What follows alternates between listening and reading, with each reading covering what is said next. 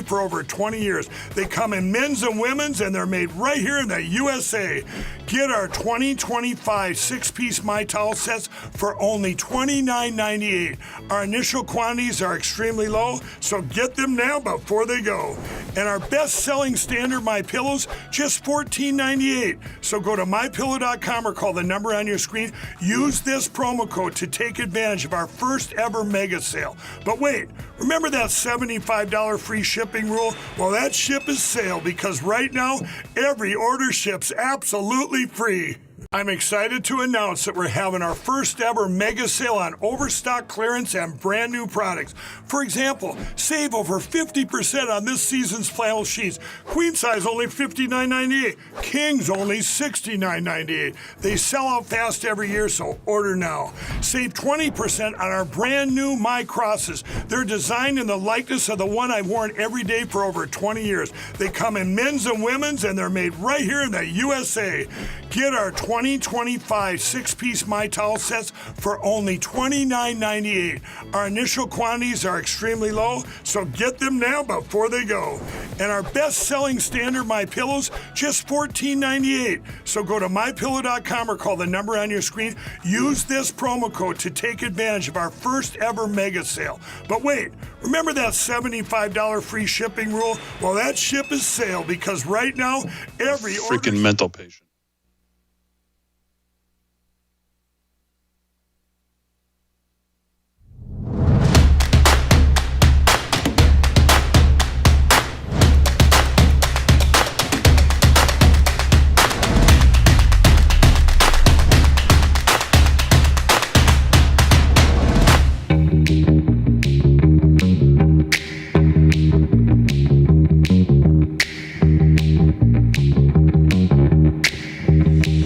From Studio 6B on a Tuesday night, 8 p.m. Real America's Voice. Glad you're in, everybody. Me and Rick Delgado will take you through. Slick will be here in a little bit to do sports. I am in the home studio, as you can see, because, well, the back is really no better. So I look like a mental patient from the waist down. I got ice wrapped around me. I've got this thing stuck on my back that are vibrating, and I got all kinds of stuff. Delgado, how are you? A lot better than you, I would say. Yeah. Yes. As long as you're wearing pants, I think that's a good thing. Yeah. That's not setting the bar too high, that's for sure. How was your day? It was busy, running around like crazy. And then getting here, of course, to get ready to do the show. I was just inundated with watching win after win after win for President Trump coming out. Just a lot of good stuff. A lot of good. It's hot and heavy each and every day. It's his marathon is a sprint to everybody else. Just ask CBS News. See how they feel about that. Yeah, I'm going to take the opposite side of that today. I know what you mean when you say wins, but what's going on in the country right now is something we've talked about for a long time. We've warned about for a long time. This idea of judicial tyranny in this country, this idea that these guys put on these black robes and all of a sudden they're smarter than everybody else. And what we're specifically seeing now, you know, they had their plan in 2016 how they could disrupt President Trump, and he obviously went in there, as he's now admitted, with people that maybe weren't the best people to put in certain positions. He hadn't been there. He wasn't a Washington insider. He didn't know. He trusted some people maybe he shouldn't have. He said this even to Brett Baer the other night on the Super Bowl interview. But what we're seeing now in the second term, as he obviously has come out of the gates blazing, and we've talked about this idea that at any given time, no matter what the issue is, one of 677, I believe it is, federal district judges can just grant standing to a party and say, no matter what the issue is, well, we're going to create a new, quote unquote, political rule here just out of the blue that affects 330 million people. It doesn't matter where we are. It doesn't matter who appointed us. We can, the Democrats judge shop to these people. They find one out of 677. And as long as they find the one, they go judge shopping on these issues. They get these injunctions to slow down what the chief executive elected by the people is trying to do in this country. And right now it is at a fever pitch. And it's worse than that, because you get these judges that, number one, they go judge shopping, but then all of a sudden these judges rule, and we're just supposed to accept that as final law unless it's overturned then to a higher court. And of course, the higher courts don't always immediately, as you would think, want to overturn the lower courts, because in essence, then all of a sudden they're restricting their own power if they get something like this to their own court. So it's not like they're big fans of overturning the lower courts.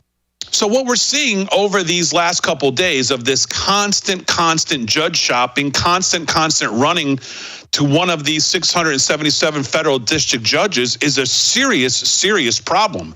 And as I've said on a lot of things, you know, all of a sudden we're putting all our hopes in finally getting to the Supreme Court, and whether the Supreme Court's going to agree with one of the lower courts, and then all of a sudden it's fixed into law. You've got judges telling the executive what kind of websites they need to keep up. They're telling them, I mean, what are they going to start telling him what kind of statutes he needs to keep in the Oval Office that Biden had there, that he's not allowed to remove them? I mean, when does it end? Yeah, you're not wrong. So it's a huge problem. And I've done a lot of looking into this today. I've read a lot of really good stuff, and I was reminded of a lot of some of older cases and Supreme Court precedent that they've set on this power that's being taken away from the executive. And it's a real issue. Yeah, and it's something that of course, as President Trump, and he spoke about this today in the Oval Office when he was there with Elon Musk, that he's going to follow he's going to follow the law, but he's going to fight it. He's going to appeal it, and they're going to go and they're going to try and win their case. But all you have to do if you want to talk about precedent, just go back to the last 4 years. What did we see? We saw an administration and a president who didn't listen to the rule of law. We saw an administration and a resident, a carcass of a man who just waddled around and just decided he was going to ignore Supreme Court rulings. President Trump has never done that, but let's face it, since 2021, we've seen that this seems to be acceptable by the people in Washington. Even AOC was out there, cheering it on for herself. Do you want to see that clip? Do you want to be reminded of what her words were on this exact same thing? It's a cut number 4 when she's talking about the Biden should ignore the ruling of the Supreme Court. Now, Trump's not dealing with the Supreme Court right now. He's just dealing with one of these lower federal courts. But here she is saying, he should just ignore, because good luck trying to enforce it. Cut number 4. For example, advising what we should do in a situation like this, which I concur, which is that I believe that the Biden administration should ignore this ruling. I think that the courts have the legitimacy and they rely on the legitimacy of their rulings. And what they are currently doing is engaged in an unprecedented and dramatic erosion of the legitimacy of the courts. It is the justices themselves, through the deeply partisan and unfounded nature of these rulings, that are undermining their own enforcement. So you're saying the Biden administration should ignore this court, but what does that look like? What does that actually mean? I think the interesting thing when it comes to a ruling is that it relies on enforcement. And it is up to the Biden administration to choose whether or not to enforce such a ruling. But is that... Yeah, so there you have it. So if the Biden administration, and we've seen them do this plenty of times when it comes to student loans and stuff like that, I would say, the president has every right to say, I'm going to ignore that lower court ruling until it goes through, the appeals process, because just because they ruled doesn't mean, okay, now they dictate what the president can actually do as part of his executive duties. So I would just say, I'm going to continue doing my duties until you figure out, till this gets to the Supreme Court and they make a decision on it. That would be following the Democratic precedent that was set right there with AOC and the Biden administration. But that's just me. Yeah. I mean, she's such a moron. It's hard to even pay attention to what she's saying. But this idea that the founders somehow gave the weakest of the three branches, the unelected branch, this idea that they have this ability to just definitively and with finality put exclamation points on these things like they're trying to do, and like the Democrats are running to say, oh, well, look, yeah, look. I see it all over social media today. The Trump administration's been thrown out of court more than anybody else in the first 3 weeks. Well, number one, that's because they're moving and actually doing what the American people elected them to do. But the idea that at any one time, the weakest of the three branches has some power vested in it that not even the other two have, that they can just put into finality these decisions like this, and that we're all just supposed to be hanging on the whim of one of 677 federal judges in Washington State or in New York or in wherever else they go, Maine or D.C., is absolutely crazy. And Congress, ultimately, this is where the power is going to lie. Going back to the decision, I think it was 1803. Supreme Court decision. I saw it today. I can't remember the name of it. I think it was Sills. Let me see if I can actually find the quote. I believe it was an 1803 ruling by the Supreme Court that basically said, no, the judicial power of the United States shall be vested in one Supreme Court, and in such inferior courts as the Congress may from time to time ordain and establish. And I certainly would believe that the founders believed that if Congress can ordain from time to time and establish, that they should be able to unestablish, if so be, these lower courts. I would think. Well, if you can establish them, why can't you get rid of them? Right. These rogue inferior courts that we're seeing. And I'm not sure who said it, and it could have been the same thing. I think it could have been Mike Davis that says that was issuing a kind of a what do you call it? A warning to the Supreme Court. It's like, look, either you step in and put these lower courts back in order, or we're just gonna just get rid of all the courts, and you're going to have to deal with all of these lawsuits, and your docket's going to fill up mighty quick.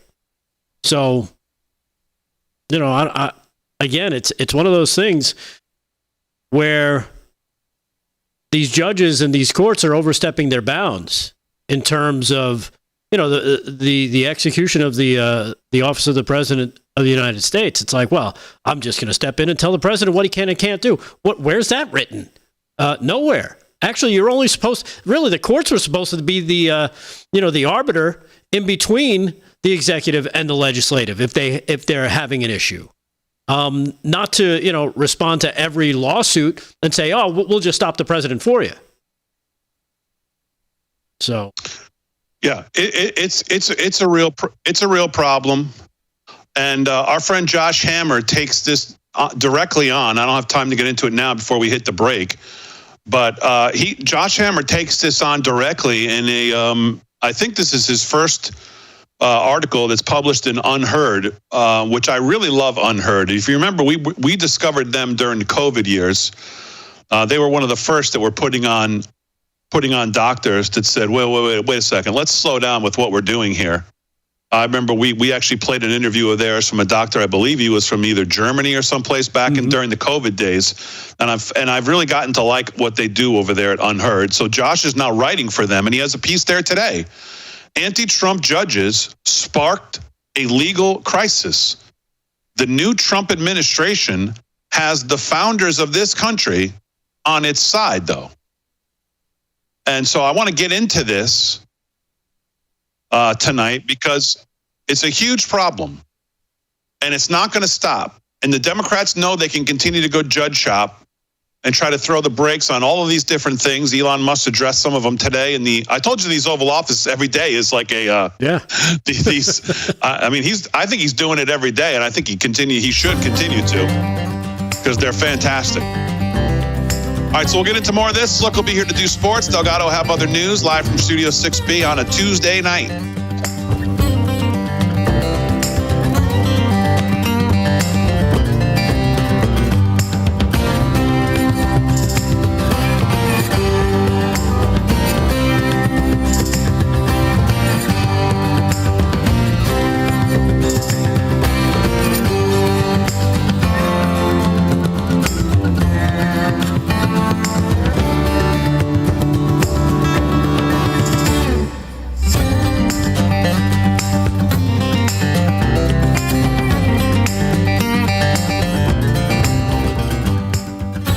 All right, live in the chat. Sheldon versus Sill, 1850. Courts created by statute can have no jurisdiction but such as the statute confers. I want to talk about that. Are you hearing music tonight or no? I'm hearing everything. I said that when the opening started rolling, I was like, hey. Okay. All right, Hearing Slick everything. is It's here. great.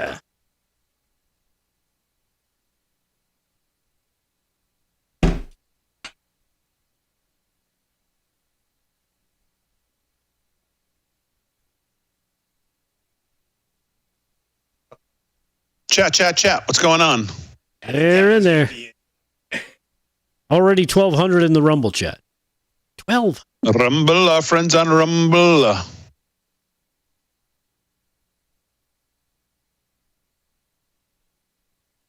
Damon, try red light therapy on your back. What'd you say? Someone in the red chat light said, therapy. Damon, try red light therapy. I'm actually going to, I'm going to get some shots tomorrow.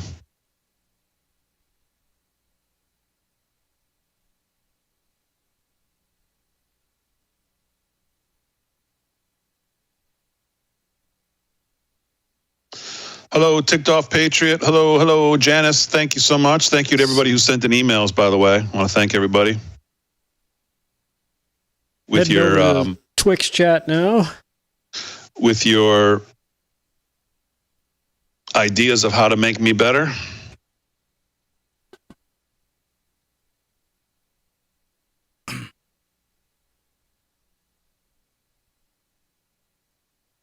Slick is here.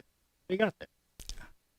Oh, this guy, I was at an event earlier tonight. He was a Trump impersonator. The guy was incredible. He was so good. Oh, that's Bob DeBono. You know him? Yeah, I he's know very Bob. good. I know Bob. He is great. Bob and I go back a long time. No kidding. Oh, yeah. Oh, my God. He was good. He's a little short. He does great impressions. If he was like a couple inches taller, he'd be like a dead ringer. He was that good. He had the hat. And the hair. He does great impressions. Very funny comic. Yeah, so it's hard to get out of that. And then he goes like this. He goes, I'll tell you later. Of course, he'd pick me out of the crowd, as always.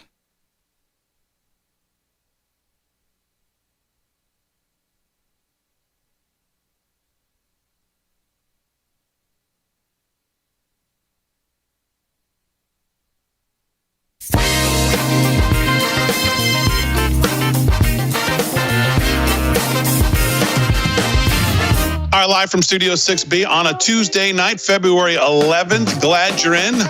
Slick's in the house. Going to do some sports. Rick Delgado's got the news. Slickster, how are you? I'm doing good, Big D. How was your day? It was a good day. I had a nice event tonight. I'm sorry I ran a little bit late. I was at another political fundraiser for one of our GOP brethren, and that was a great time. I was just telling Rick, the guy there was an unbelievable Trump impersonator. I thought he did an incredible job. Bob DeBono. Yep. Rick knows him, too. So I know him from back in the day, way back. He is From the Opie and unbelievable. Anthony Really? days. He's a great comic, but he does great impressions. So, of course, he has to go, I see we got Johnny Depp here tonight. Thanks for stopping by, Johnny. I'm like, yeah. He says, afterwards, he says, I thought they hired a Johnny Depp impersonator. I says, not exactly, but it was pretty cute. Oh, that's funny. Guy was great. All right.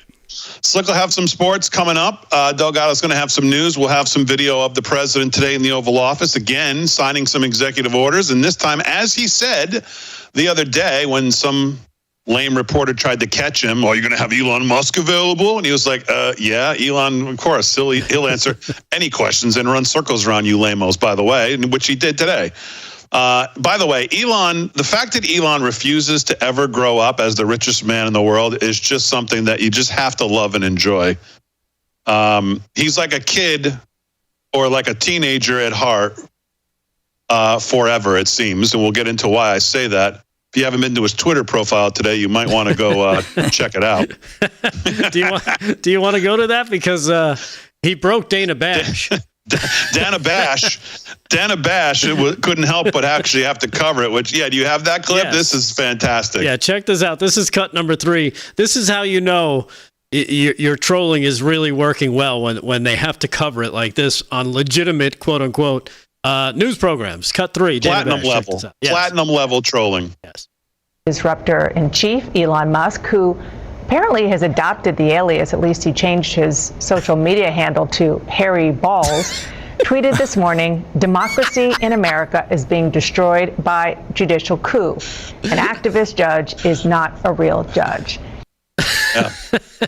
Yeah. I love it. So the substance of his tweet is right on. Yeah. And the fact that he changed his name and he actually puts the little hyphen to make it like, I mean, the guy's just an expert level troller, and he's just a kid that will never grow up, and it's just glorious. And what's amazing is that they go. She didn't have to say it. She could have just left it there. Like, I'm going to put it up. We'll put it up on the screen, but we'll warn you. Blah blah blah. How they usually. She could have left it hanging. Right. Yeah. Exactly. Literally. But no, she had. I don't know. Maybe the director or her boss said, "You got to say it. You got to say." I don't know. I don't know. If you ever said, Rick, for this news story, you have to say this, I'd be like, I'm not going to say that. You're going to have that on tape of me forever? No way. Right. Yeah. But now we have Dana Bash saying Harry Balls. Yeah. There you go. For the BOLZ. BOLZ. Brilliant. Brilliant. So let's get back to what we were talking about. And I'm sorry if it bores people, but I'm going to talk about this the majority of the night with the time I have, because I think it's a huge problem. So I want to take you back to a couple things. First of all, a couple quotes. 1803, Marbury versus Madison. Talk about some Supreme Court precedent here and some of the Supreme Court's writings and feelings on this, because this is most likely where all of this is going to end up. The province of the court is solely to decide on the rights of individuals, not to inquire how the executive or executive officers perform duties in which they have discretion. And then I want to remind you of an 1850 Supreme Court case entitled Sheldon versus Sill, where the court wrote the following: courts created by statute can have no jurisdiction but such as the statute confers. Let me say it again. Courts created by statute, in other words, by Congress, can have no jurisdiction but such as the statute confers. Meaning, Congress created you, they give you what jurisdiction you have to cover, and in my estimation, if they created you, they can get rid of you. That's a quote from the 1850 Supreme Court, Sheldon versus Sill. The ruling established that Congress can limit the jurisdiction of lower federal courts. Sheldon versus Sill established that Congress has the power to limit the types of cases that lower federal courts can hear. This power applies even if the cases fall within the federal judicial power defined by the Constitution. This case involved a dispute between the Sheldons and Sill. The Sheldons argued that diversity jurisdiction did not apply because diversity only existed due to an assignment of a bond and mortgage to Sill. The circuit court ruled in Sill's favor, and the Sheldons appealed to the Supreme Court. The Supreme Court ruled unanimously in favor of the decision to limit the jurisdiction of the circuit court.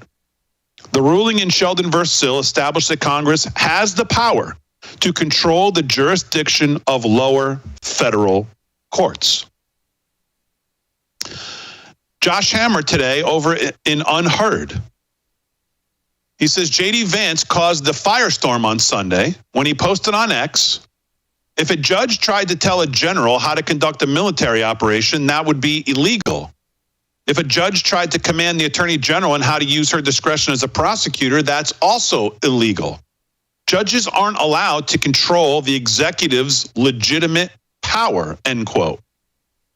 The vice president's remarks came in response to the growing list of lower court judges who have attempted to halt the administration's agenda with a slew of injunctions. They have directed Team Trump to release federal grants to nonprofits that the administration has frozen for auditing purposes, for example, and blocked the administration from applying its interpretation of the 14th Amendment, according to which children born to illegal immigrants aren't automatically entitled to U.S. citizenship. And by the way, there's a slew of others since this was written that we've seen. Vance hit back at the judges for trying to restrict the president in his own sphere and overriding his decisions as to how best to carry out the law, the execute part of the executive branch. As the Harvard law professor Adrian Vermeulen put in an ex post, judicial interference with legitimate acts of state, especially the internal functioning of one of the co-equal branches, is a violation of the separation of powers. But these judges' actions raise another vexing constitutional question. Can a lower court with narrow local jurisdiction render so-called nationwide injunctions that purport to bind every American citizen? By seemingly refusing to comply, the Trump administration is effectively answering no. In doing so, according to the New York Times, the Trumpians have triggered an unprecedented constitutional crisis. In recent years, as legal progressives have sought to limit presidential power when it's held by the other side, it's become sort of a truism that a lower court in Hawaii or New Hampshire or New York can put a stop to a federal policy covering the whole nation. In fact, the argument isn't obvious at all, and there is good reason to believe that America's founding fathers would have been baffled by such a gross assertion of judicial supremacy. And that's just a little bit of the start of his piece today, where he takes this and tackles it head on. And it's a fantastic piece. I'll get to the rest of it here, because this is a real problem that Congress is going to have to wake up and figure out what they're going to do. Because this is going to continue and continue and continue. Judge shop, judge shop, judge shop, judge shop on everything they don't like. And they're going to continue to get these injunctions from these whack judges that all have TDS syndrome. I will do sports and news. We'll circle back to this a little later when we get back live from Studio 6B on a Tuesday night.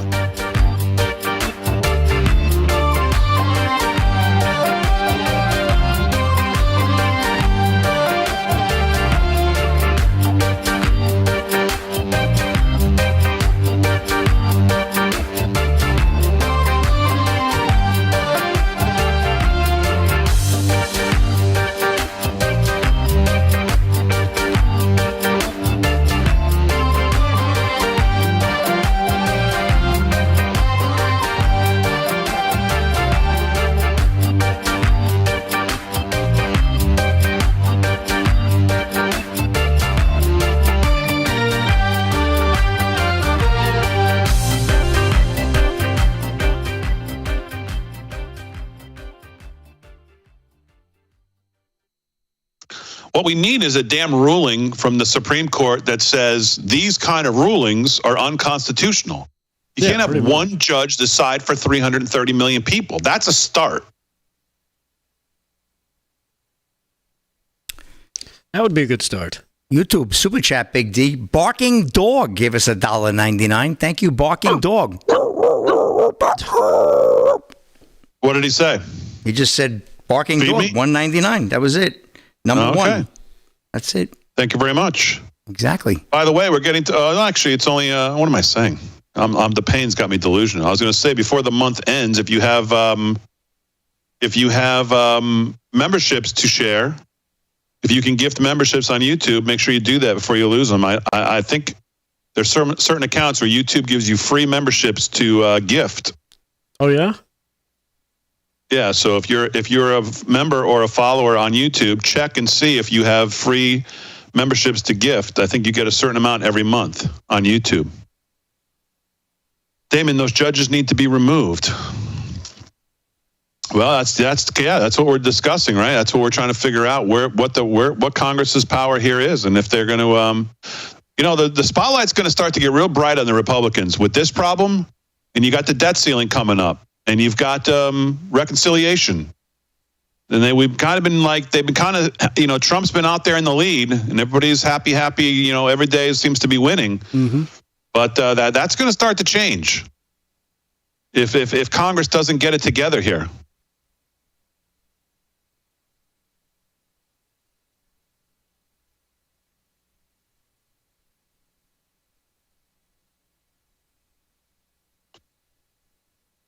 Slick, you need more time for sports? You ready? No, I'm good. I could do news first. Yep. Do news and then I'm ready. Come on. Okay, do news first? Yeah, that's fine. I mean, I'm ready either way, whatever you want to do, but do news first.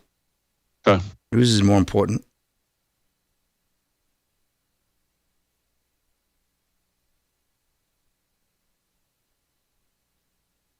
Snowing on Long Island, baby. Yeah, no kidding. Started early. Yeah, it was supposed to start like 9 or so. Are we supposed to get a lot? No. Maybe. Icy, dicey, micey. Yeah, 1 to 3, but black ice. Well, if we got a foot, Delgado would say it's half an inch, so we know that. No, quarter. Oh, even that's enough to throw you on your back. So.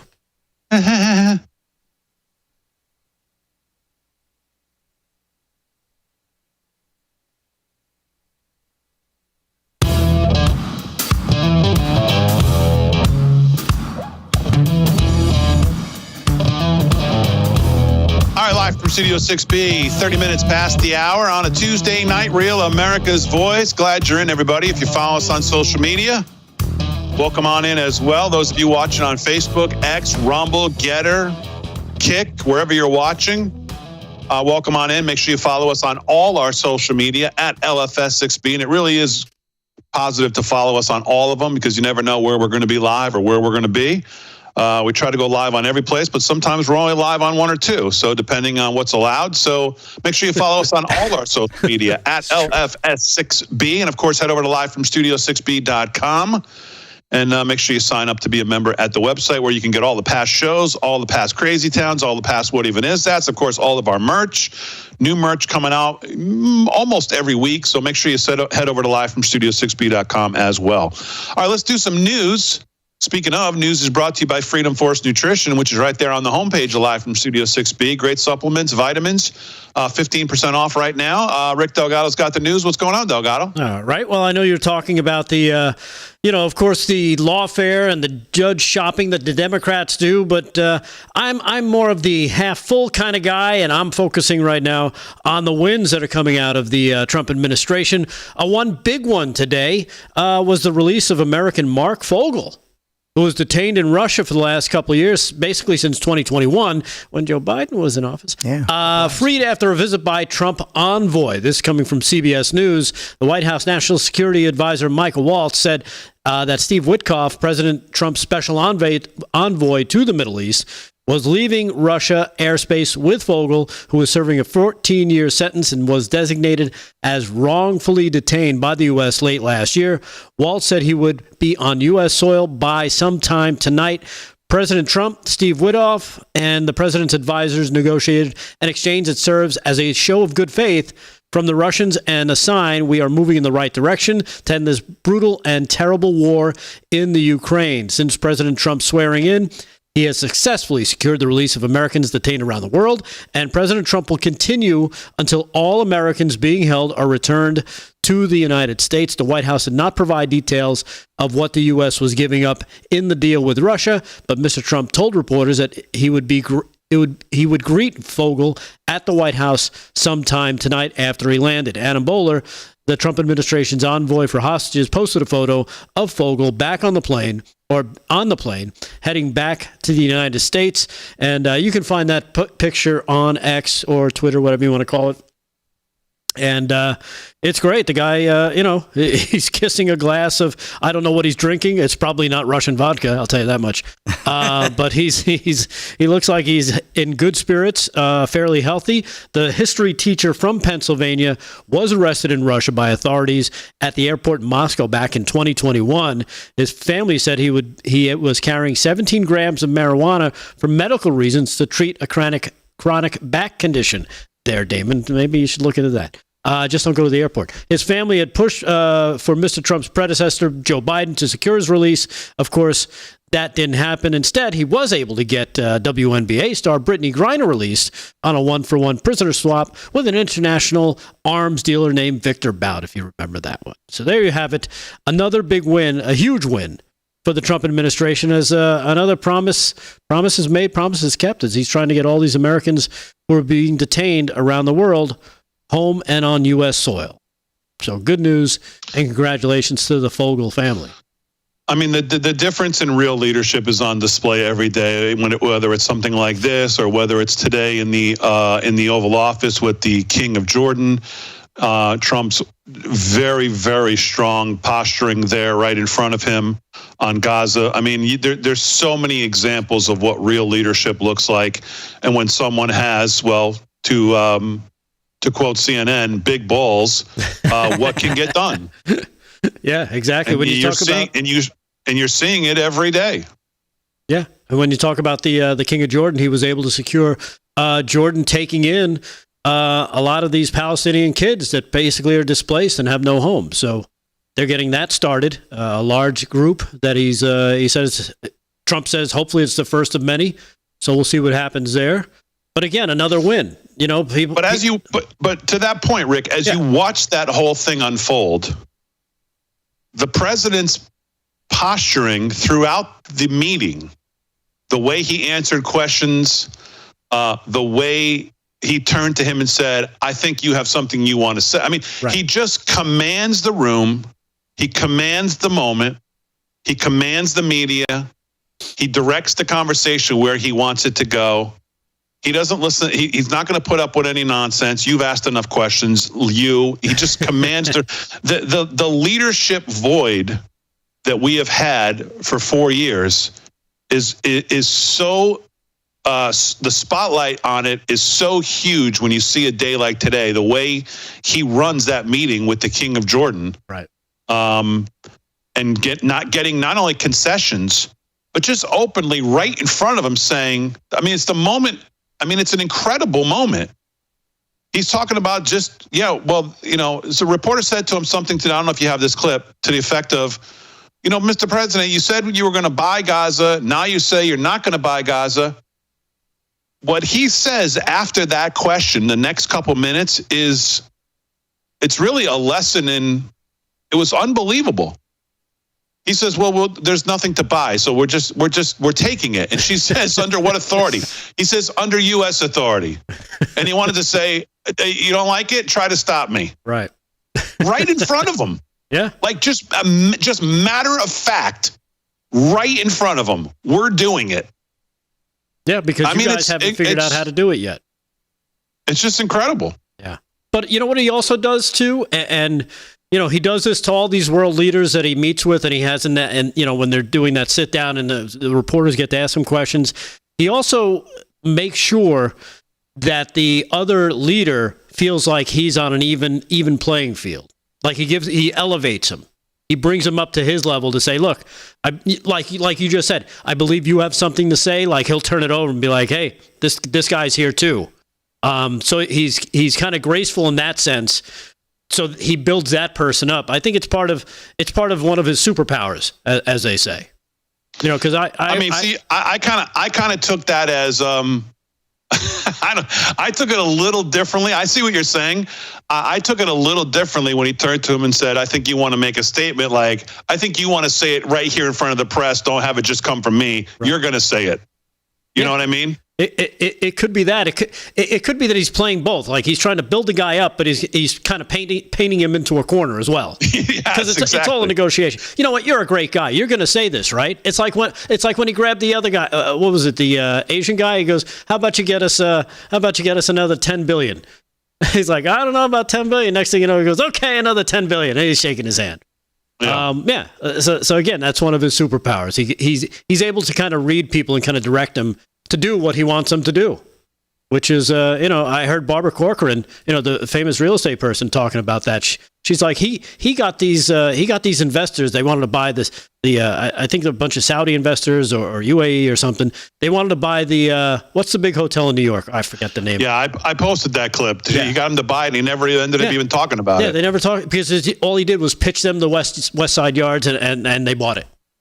So it's one of those things that he's able to do. Another big win for Trump. Before we do some sports, judge rules CBS bid to dismiss Trump's $20 billion lawsuit is moot and allows the case to move forward. Ruh-roh, they said at CBS. The federal judge earlier today gave President Trump another legal victory by rejecting a bid to dismiss the $20 billion election interference lawsuit against CBS News and its parent company, Paramount Global, ruling that their argument was moot. Trump sued the network in October over the edit of former Vice President Kamala Harris's answers in the 60 Minutes interview. The answer in a clip promoting the 60 Minutes interview offered a different response in the full interview that aired. The lawsuit was initially for $10 billion, but was altered last week after Trump's legal team added Paramount as a defendant. As per Fox News, Texas GOP Representative Ronnie Jackson was also added as a plaintiff, and the damages were also increased. So there you have it. Another big win. And it's great that he's holding these people to holding their feet to the fire. Hey, if you're going to go do something and promote propaganda and lie, I'm glad that they're able to take them to task for it. So there you have it. Yeah. All right, we'll get back to do some news. Let's do some sports here. Sports is brought to you by our friend Mike Lindell and MyPillow. Use code LFS6B at checkout at MyPillow. It'll give you great savings. I saw somebody sent in a receipt. We're going to get some shirts out too. Bought a queen-size mattress, and man, the savings on it was unbelievable. I think it's like 50% off of the queen-size mattress if you use code LFS6B. Slick's got sports. Slickster, what's going on? All right, Big D, NCAA Men's Basketball Division I. Let's go. March Madness just around the corner. Before you know it, will be Selection Sunday. We got a few weeks to go, but teams are now positioning. Auburn, number one Auburn, that would be, right now leading Vanderbilt 65-57, 6 to go there in the second half. Florida right now mauling Mississippi State 59-43, 10 to go there in the second half as well. Also 8 to go in the second. We got a good one. Kentucky, number 15, Kentucky, 54-52 over number 5, Tennessee. That's a great game. Yeah, well, they'll probably pull it out. Michigan right now trailing Purdue 55-52. Iowa State 65-50 over UCF. Both of those games are midway second half. Let's go to the NBA right now. Raptors over the Sixers 71-70. 3 to go there in the third. Knicks over the Pacers out in Indiana 65-58. 56 seconds to go there in the first half.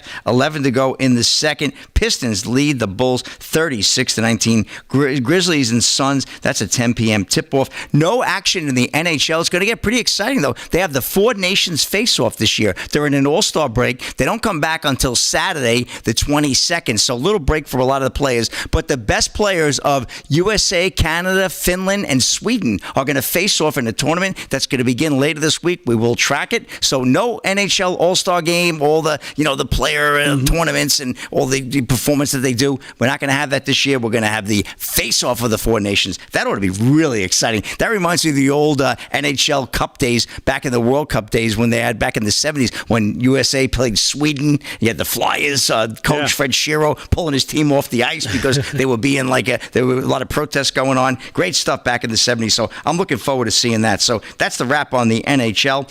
Just a quick story. Obviously, this is a continuing story. Education Department calls on NCAA and FHS to strip awards records misappropriated by trans athletes. The Education Department urged the organization to restore those accolades to female athletes. Paulina DeDodge of Fox News. The United States Department of Education is calling on the NCAA and the National Federation of State High School Associations to strip the records and awards misappropriated by transgender athletes competing in girls and women's sports less than a week after President Donald Trump signed an executive order effectively banning them from competition. The statement follows a letter sent by the U.S. Department Department of Education's Office of General Counsel, the OGC, Rick, to the NCAA and the NFHS on Tuesday, urging the organization to restore to female athletes the records, titles, awards, and recognitions misappropriated by biological males competing in female categories. So good to see this following through. We'll see how it pans out, but great stuff. Applause, right? Yes. We finally got there with the right president and the right administration, and now they're going to do the right thing, like it or not. That's a wrap in sports.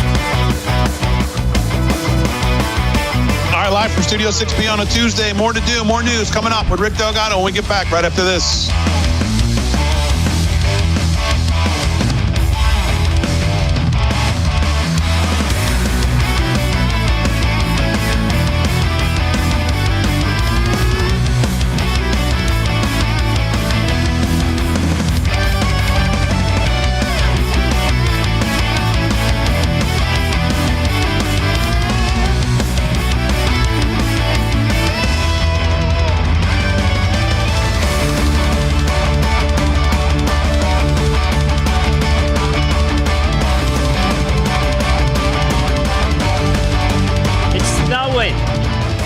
You got to get the milk and you got to get the bread. You got to fill up your gas tank. So if you go driving in the snow, you don't go sliding all over the place. You know that, right? Howdy do. In the chat.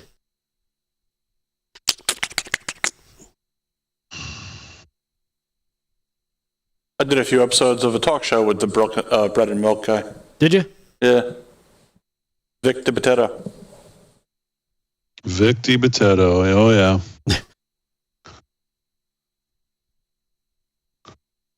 My mom used Damon, to what happened to the CBS evening anchor lady? I have no idea. What do you mean? He didn't hit her with a shovel full of snow or anything, did you? CBS anchor fired. Nora O'Donnell. Well, we knew about that. No, she left. She didn't. Was she fired or she retired? I think she left. She retired, exits. Right? It says she exits. In other words, her contract was up. They didn't renew it, so she's exiting.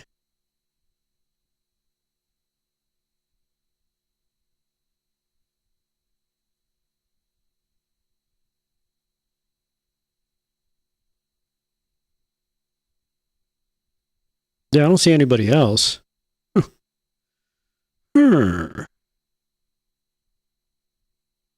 I want to get back to this Josh Hammer article, Delgado. So I'm going to do a little bit of it here. Sure. So I want to get through it because I think this is really what's going to eat up the news in the next.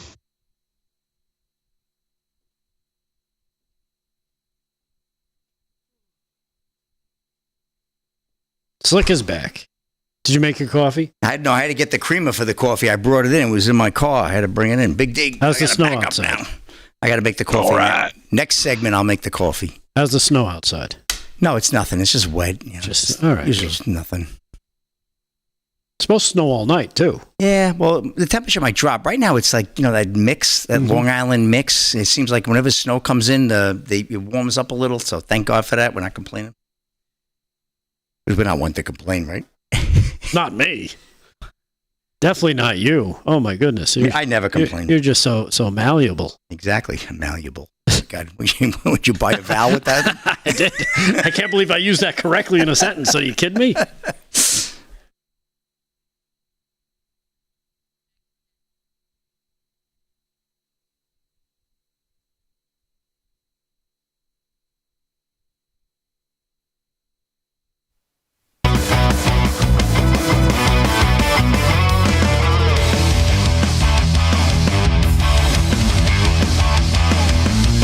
All right, 13 to the hour, live from Studio 6B on a Tuesday night, February 11th. Glad you're in. Slick's going to do some more sports. Delgado's got some more news.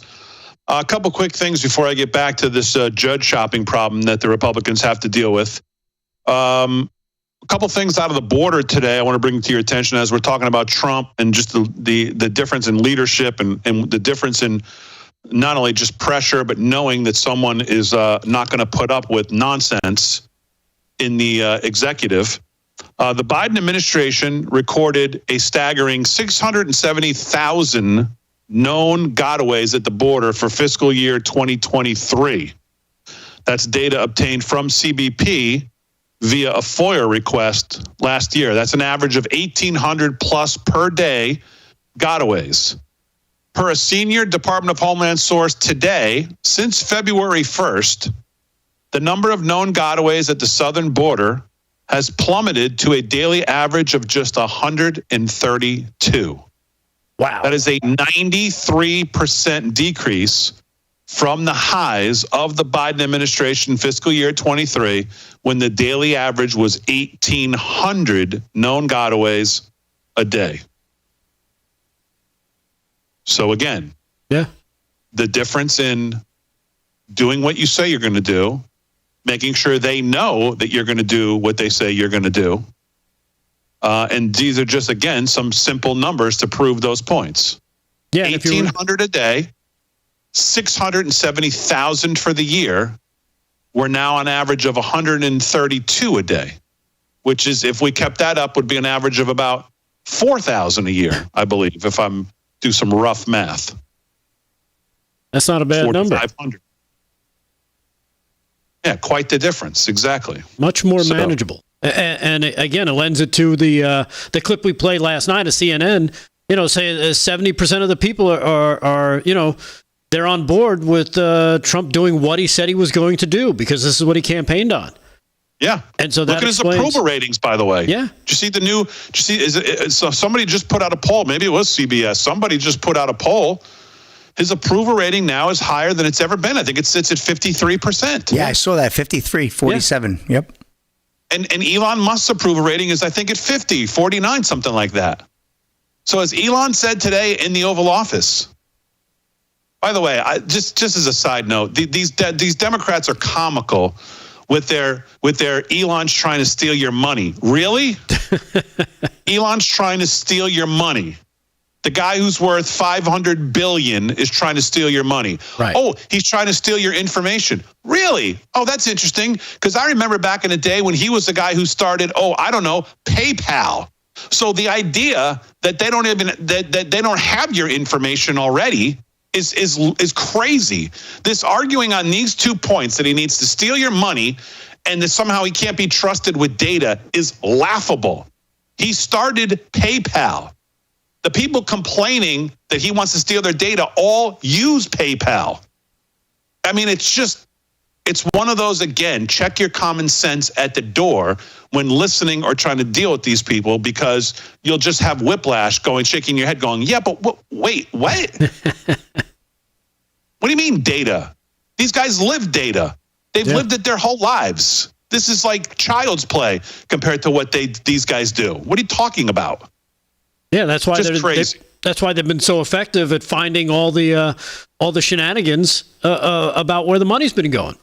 Because all they had to do was sit down and write an algorithm and plug it into the machines and be like, all right, track this, this, and this. And all of a sudden it starts, as that article I read last week and it just starts populating on their screens, and they can see everything. And that's why these career criminals are crying, and you know, the Democrats are freaking out, because it's the money that you weren't able to trace. Now they're able to trace it. Well, do you have any clips of Elon today from in there talking about some of this? Oh yeah. Yeah, let's do some of those. Yeah, okay. So this is here's cut number. Let's see. Let's go with cut number 12. It's a little bit of a longer one, but here is Elon talking about reconciling the books of the government. I mean, this is your money. Yeah. It's not the government's money. Right. It's your money that the government has taken and is now using for things that it was never intended to. This is cut number 12. Check it out. So what I really want to say is, it's not optional for us to reduce the federal expenses. It's essential. It's essential for America to remain solvent as a country, and it's essential for America to have the resources necessary to provide things to its citizens and not simply be servicing vast amounts of debt. And also, could you mention some of the things that your team has found, some of the crazy numbers, including the woman that walked away with about $30 million? Right. Well, we do find it sort of rather odd that there are quite a few people in the bureaucracy who have ostensibly a salary of a few $100,000, but somehow manage to accrue tens of millions of dollars in net worth while they are in that position, which is, what happened to USAID. We're just curious as to where it came from. Maybe they're very good at investing, in which case we should take their investment advice, perhaps. Okay.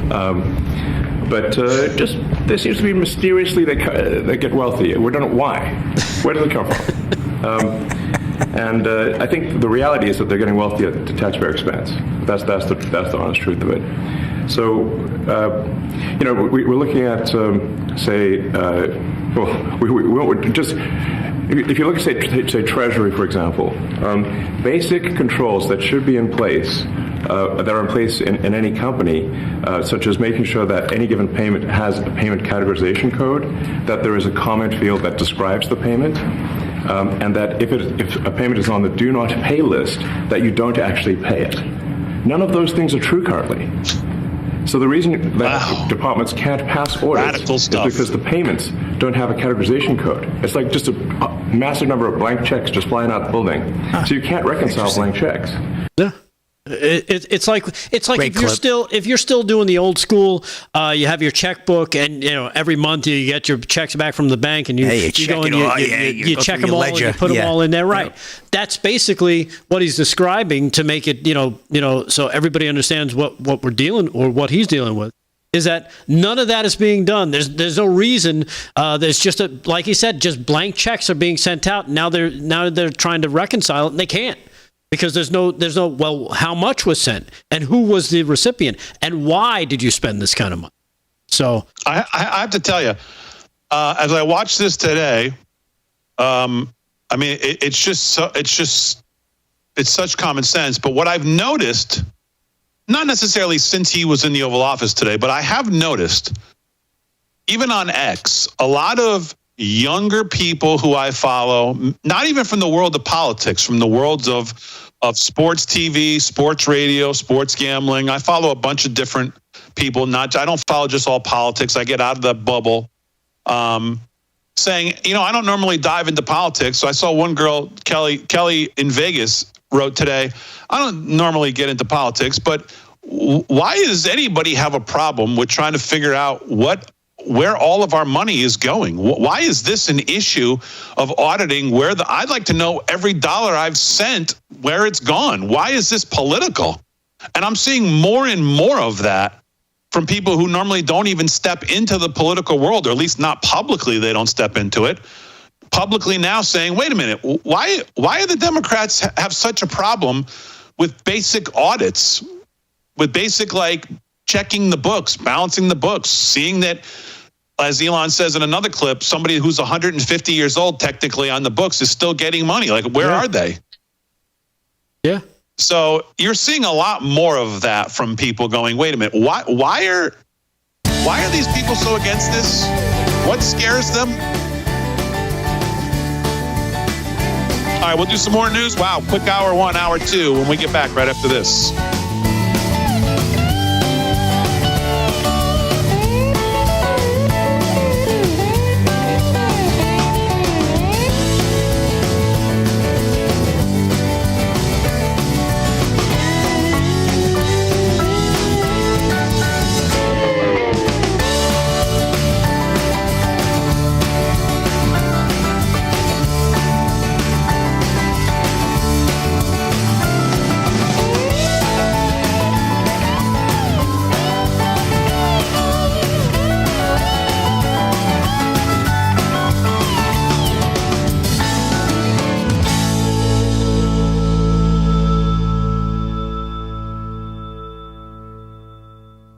Live in the chat.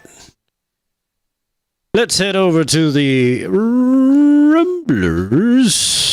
1785. Like and share, like and share. Make sure you like and share the show, please. Yeah, so. John D6307 says, hey, Aaron, hey, Fran, how y'all doing? Howdy. See, they responded. They said howdy. Let's see. Who else in there? Got a bunch of people. Never Slept 27. Frederick Leathers is back. Always in there. Free USA 20. Moving and shaking. Elon and his son were awesome in the Oval Office this afternoon. The Dems are so jealous that they don't have an Elon on their side. They could have, but they're all criminals, so I don't think smart people like that want to hang out with these criminals. JNJ Mama says defund the lower courts. Not a bad idea. Well, they can be collapsed. So, but again, all those things would then fall on the Supreme Court, and they don't want that to happen. So, ODAT 2011, they are all inciting violence. Bondi should arrest them to cool their jets. Brownie Bow, evening, Aaron and Fran. Hello. Aaron says, hi. From the other room.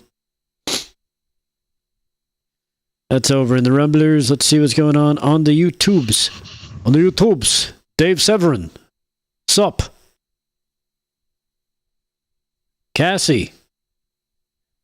D. Lavaca.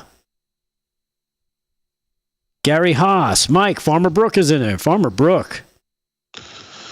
Super chat from that guy, $10. Big D, congrats on your Super Bowl win. How was the Freedom Stick? Still haven't had one. Cassie, can't Congress impeach a judge? I believe they can. We just haven't seen much of that happen.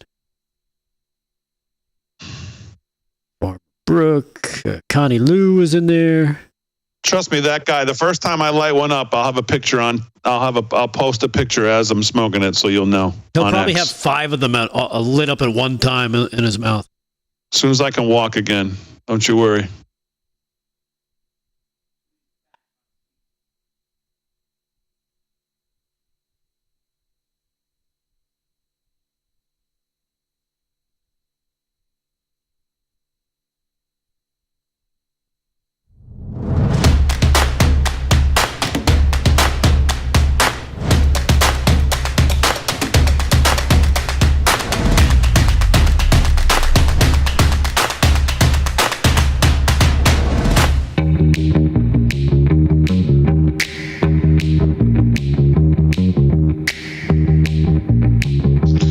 Live from Studio 6B, 9 p.m. on the East Coast. Hour 2. Glad you're in. Slick's doing sports. Delgado's doing the news. Aaron and Fran holding it down as always. Of course, all of our Live from Studio 6B audience, wherever you're watching Real America's Voice or on social media, we appreciate it. Make sure you follow us on all our social media at LFS6B. Make sure you follow the podcast as well. Available on all podcasting platforms, iTunes, Spotify, Stitcher, wherever you listen to. If you do listen to podcasts, it's a great way to catch up with the show. If you're driving and you can't watch it, subscribe to the podcast. I would encourage you to do it over at iTunes. Probably the easiest place to do it. So we're talking about, obviously, what's going on in this country in hour 1 with the judges and this judge shopping that the Democrats continue to do. And the fact that these lower courts continue to magically find standing in all of these jurisdictions somehow on these cases that they bring against the president to try to slow him down. And we were talking about the vesting clause in the Constitution before.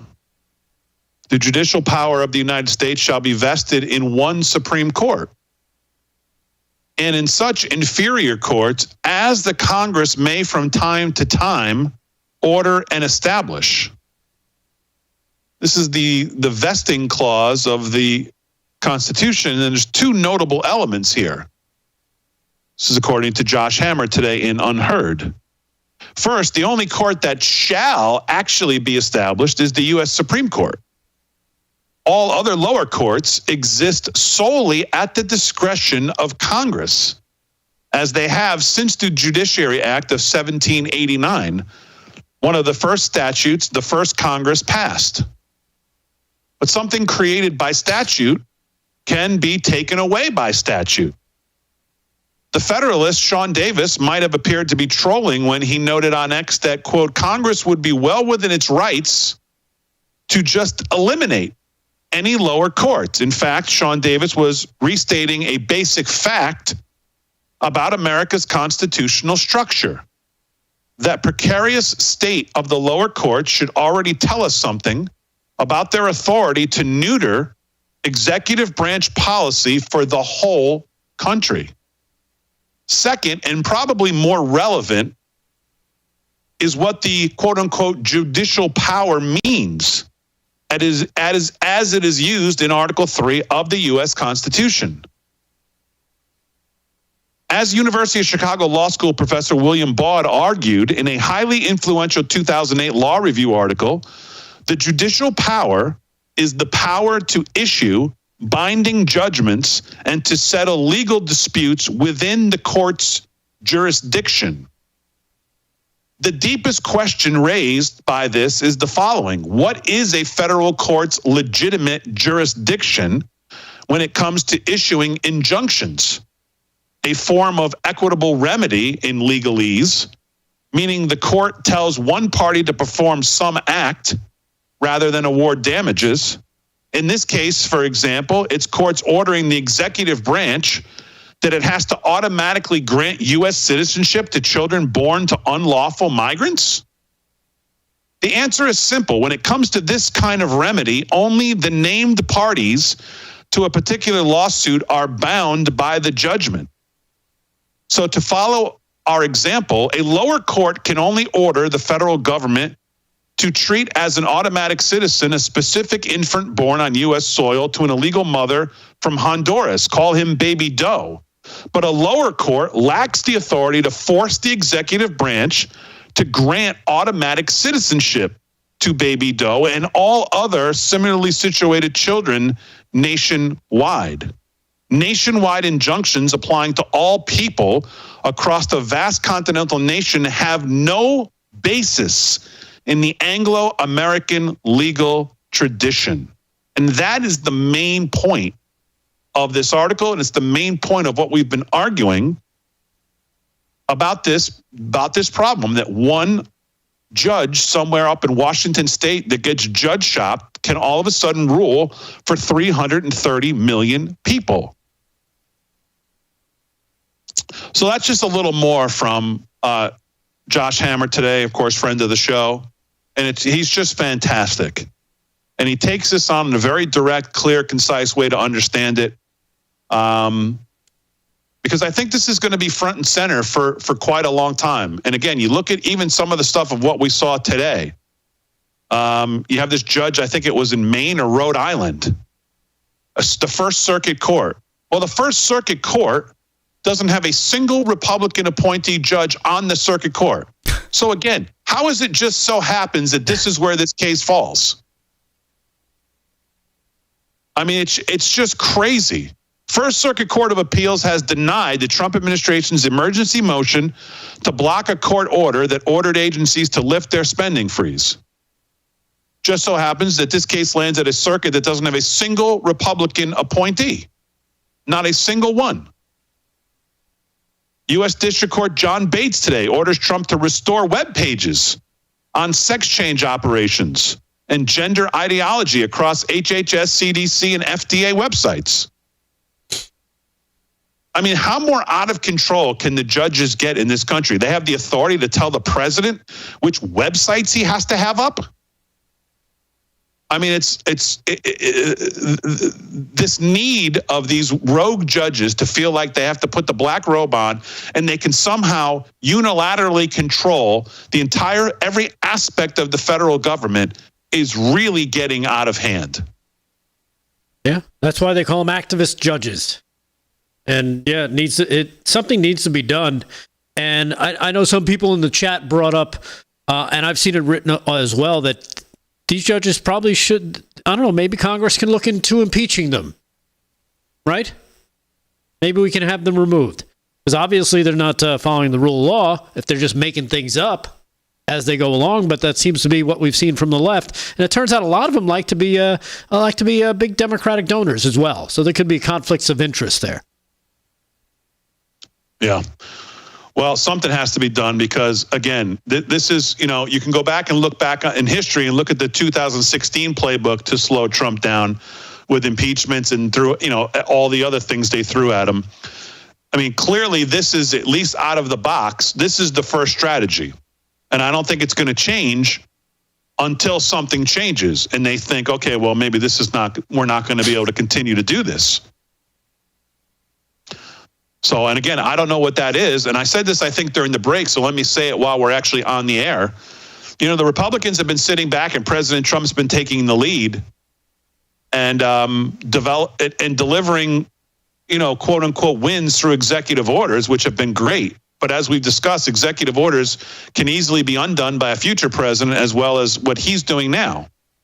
So Congress needs to get on the ball and get their act together. And quite frankly, the debt ceiling's coming up.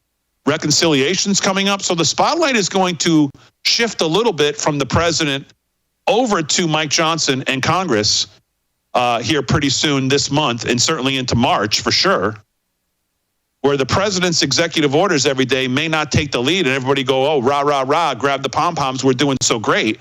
Congress is going to have to get it together to keep this train rolling and codify some of this into law and really get this thing going. And the debt ceiling, as we know, has not been a winning issue for us ever that I can remember, quite frankly. Right. And that's coming up. Well, you got Democrats now openly saying that they want to shut down the government to stop Trump from doing anything. So, all right. Hey, you guys want to shut down the government? Go ahead. Have at it. We've seen how this plays out before. No. So. Yeah.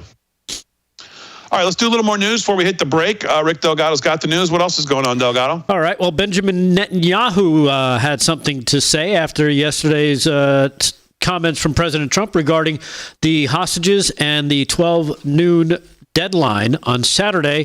Netanyahu also says Hamas must return all hostages by noon Saturday or face final defeat. This coming from Breitbart. Israeli Prime Minister Netanyahu said this earlier today, that if Hamas did not release all 73 of the remaining hostages in Gaza by noon on Saturday, the IDF would resume attacking until final defeat of Hamas is achieved. Netanyahu issued his ultimatum a day after President Trump said that Hamas had until noon Saturday to release all the hostages, or else he would let all hell break out and allow Israel to do whatever it wanted to do. Trump, in turn, was responding to Hamas's announcement about pausing the release of hostages after the latest hostages to be released shocked the world with their emaciated appearance, drawing global criticism from the group. Meanwhile, Netanyahu, having just returned from a week-long visit in the U.S., issued his statement, which, of course, echoed what President Trump said in the demand of releasing all the hostages by Saturday noon as well. And he welcomed the president's revolutionary vision for the future of Gaza. So there you have it. They're both on the same page, and we'll have to see who blinks first when Saturday 12 noon comes along there, Damon. Yeah. By the way, can I just circle back to one thing before I forget? What Elon Musk said in the Oval Office, I have a feeling there could be a lot of people tonight who may need some kind of sleeping pills to get a good night's sleep, because they're going to be thinking about exactly what he said and how I'm making $150,000, $60,000, $70,000 a year. You have a net worth of, $50 million. Yeah. Yeah. And if you're that good of an investor, maybe we should all be taking your investment advice. So why don't you disclose that that's the reason? Or why don't you disclose exactly what the reason is? I would think there might be a few people out there tonight that may not get the best night's sleep thinking about that comment. Very true. Hopefully some of them are sitting in the Senate and the House as well. Here's cut number 11. Here is Elon when asked if he is committing a hostile takeover of the U.S. government. Cut number 11. Check this out. Your detractors, Mr. Musk, What? including a lot of Democrats. I have detractors? You do, sir. I don't believe it. Say that you're orchestrating a hostile takeover of government and doing it in a non-transparent way. What's your response to that criticism? Well, first of all, you couldn't ask for a stronger mandate from the public. The public voted. We have a majority of the public voting for President Trump. We won the House. We won the Senate. The people voted for major government reform. There should be no doubt about that. That was on the campaign. The president spoke about that at every rally. The people voted for major government reform, and that's what people are going to get. They're going to get what they voted for. And a lot of times, people that don't get what they voted for, but in this presidency, they are going to get what they voted for. And that's what democracy is all about. Yeah, there you have it. Another great comment from Elon Musk on one of their gotcha questions. Yeah, good luck. Yeah. All right, live from Studio 6B, 13 past the hour. Let's hit the break. We'll come back right after this. More sports and news coming up.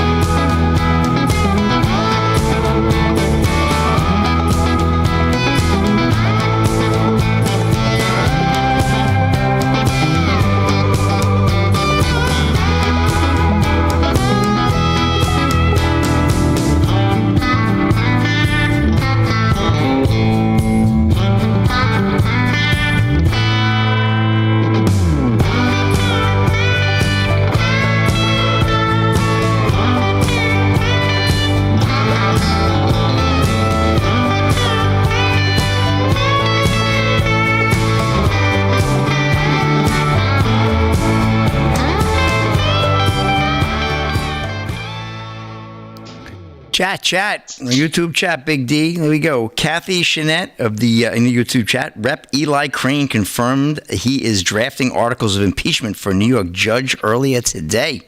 With the $5 chat there. Thank you very much for that, for the super chat. Kathy Shinnett. All right. Let's see what else we got going on. Big D. Where's Big D? Everybody backed out. Big D's getting his back rub done, and Delgado's getting his socks warmed, and I've got coffee that's getting cold that I got to grab, but that's another story for a different day. Let's see. Go grab your coffee, Slick. I got. All right. Come on, Big D. I got it. Chat. What's going on? I have a read here.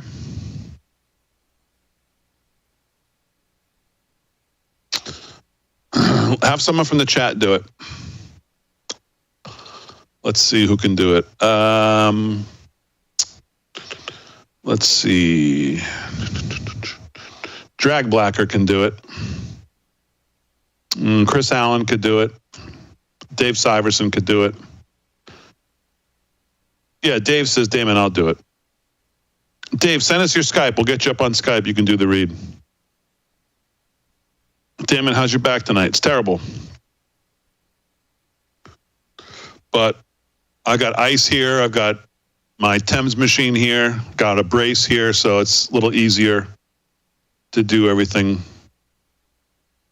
And hopefully tomorrow I'll be have some relief. Yeah, I thought you were going to back out of the show tonight. I didn't think you'd be here tonight. You made it, Big D. Oof. Tough day, huh? It's a tough one. Damon, where's Paul? Paul's in South Carolina. Vinny's in Florida. KDJ has got the flu. Paul's coming back tomorrow night, right? I don't know. Oh, I thought he was. He could be. I just don't know. Okay.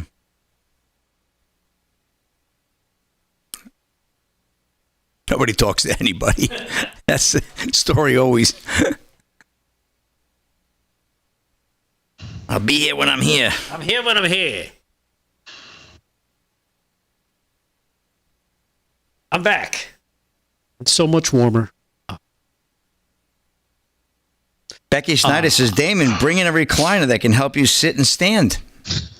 There you go. Actually, you need a scorpion chair. If you had the scorpion chair, you could recline back.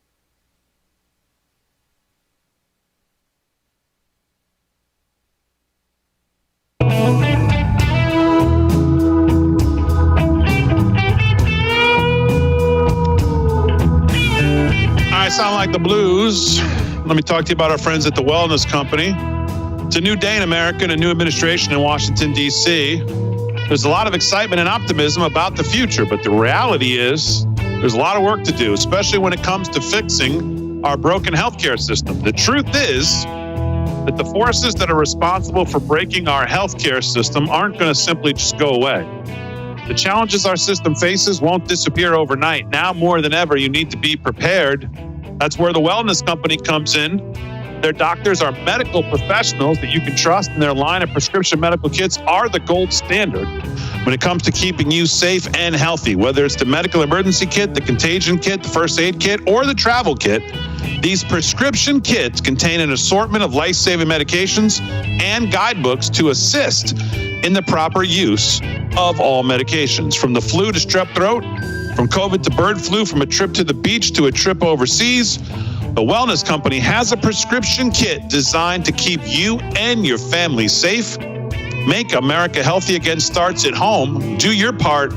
Protect the health of yourself and of your family. Go right now to twc.health/voice, twc.health/voice, and use promo code VOICE for an additional 10% off over at our friends, the wellness company, twc.health/voice.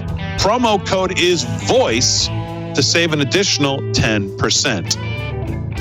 All right, 18 past the hour, live from Studio 6B on a Tuesday night. Let's do some sports. And here with that is Slick Rick Amorati Sports, brought to you by Mike Lindell, mypillow.com/LFS6B for all the best deals for this audience, and use promo code LFS6B at checkout for a great savings. Slick, what's going on? All right, Big D, you know the news cycle's a little slow in sports when you got to report these stories the day after the Super Bowl, but Yankees manager takes shot at Dodgers. We're talking baseball already, Rick. Alleges lack of class with World Series title talk. This is the Yankees' defensive shortcomings crushed them in the World Series. Ryan Morick of Fox News. If the New York Yankees played clean defense in the World Series, there was a very decent chance they could have been headed to Los Angeles with a 3-2 series lead, but they lost games 1 and 5 largely in part to poor fielding, and thus the Los Angeles Dodgers were champs, winning the Fall Classic in the Bronx. After winning it all, many members of the Dodgers were quick to remind everyone of just how they did it, by taking advantage of the Yankees' mistakes. It was even reported that the Dodgers studied the Yankees' defensive and base running shortcomings en route to their 4-1 series victory. Well, the Yankees have had time to dissect those comments, and with pitchers and catchers reporting to spring training on Tuesday, manager Aaron Boone was asked about the remarks. He admitted his players took the comments personally, but the Dodgers had a right to say whatever they want as the champion. I did not like it. I'm not going to lie. I say I liked it, and hopefully we're in a position to be where they were. He's spoken on both sides of his mouth there, Aaron.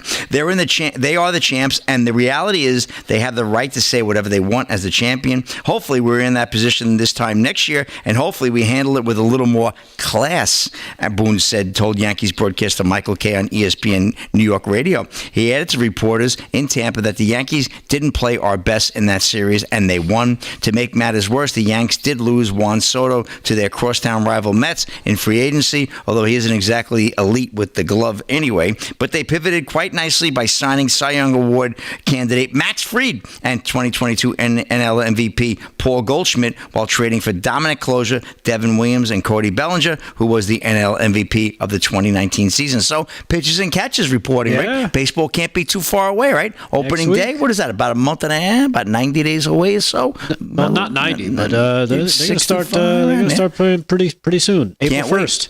Yeah, can't wait. Should be a lot of fun. So we'll see what happens there, Big D. And that's a wrap in sports. Back to you. All right, Slick, very good. 21 past the hour. We'll do some more sports before we wrap the show. Let's do a little more news. And here with the news is Rick Delgado. What's going on, Delgado? All right. Well, of course, all the rage is what's going on in Washington, D.C. and all the agencies that are being examined. Former USAID official warns of corruption in the agency, says Democrats benefited from it.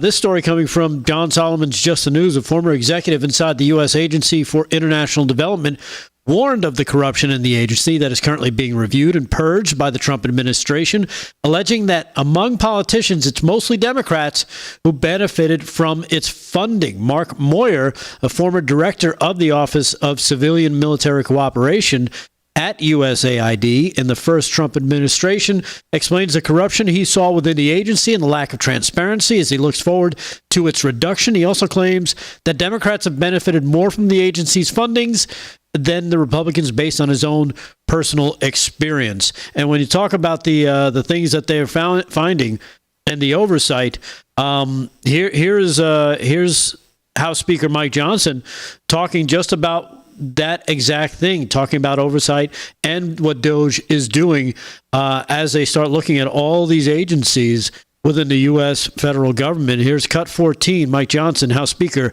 Cut 14, check it out. I met with Elon yesterday about this to get an update, and to me, it's very exciting what they're able to do, because what Elon and the DOGE effort is doing right now is what Congress has been unable to do in recent years, because the agencies have hidden some of this from us.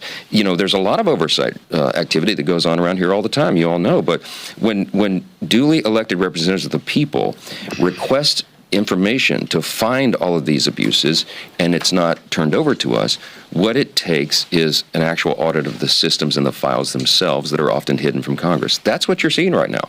And that's why this is so exciting. They're uncovering things that we have known intuitively have been there, but we couldn't prove it. Now the proof is being provided, and no one can argue the counter to that. So stay tuned. There's a lot more to come. And I think the courts should take a step back and allow these processes to play out. What we're doing is good and right for the American people. What DOGE is doing is making sure that your taxpayer dollars, all of us, are spent in the way that they're intended to be spent, and that they're in America's interest, and they're financially responsible with the precious taxpayers' money. Yeah. And, of course, the response from the Congressional Democrats has been abstinence. They've been going nuts. They've been protesting. They've been calling for all sorts of things, including for violence. We hear it time and time and time again. Here it is, another instance of the Congressional Democrats calling for street violence in response to people looking into the books and seeing where the money's going. Cut number 2, check this out. This will be a congressional fight, a constitutional fight, a legal fight, and on days like this, a street fight. Yes, we will stand. Inciting violence. The best thing that what's that? He's from Maryland, that guy, right? Mufami or something like that? Yeah. Something like that. Earmuff Mufami. With those earmuffs. Yeah, really. How can you take your seat? Aaron, you have that ready to go?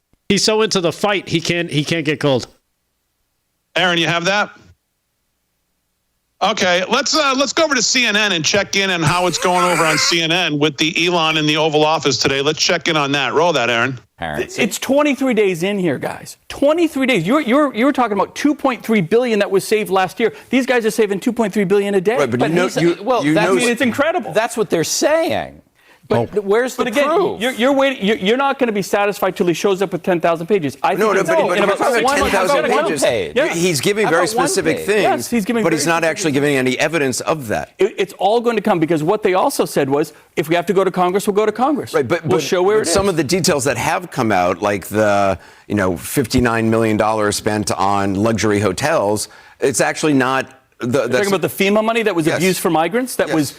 Yeah. FEMA money for migrants, that's okay now? No, I'm not saying it's okay. I'm not saying it's okay. Don't put words in my mouth. So would you stop that? Would you stop that process? Don't be a dick. The portrayal. What I'm saying is the portrayal. Wow. Of all people to say that one. Factually accurate. He's talking about luxury hotels. I'm not a big. Look, I was in Hurricane Until Katrina. he sends you a I saw what text, FEMA you're does. not believe it. I get it. Wow. Andy with a spicy little language. Going well over there at CNN. They're not terrified at all. No, it's going fine. Oh, first it was big balls. Now it's Yeah. What's next? Now it's Richard. Don't be an ass.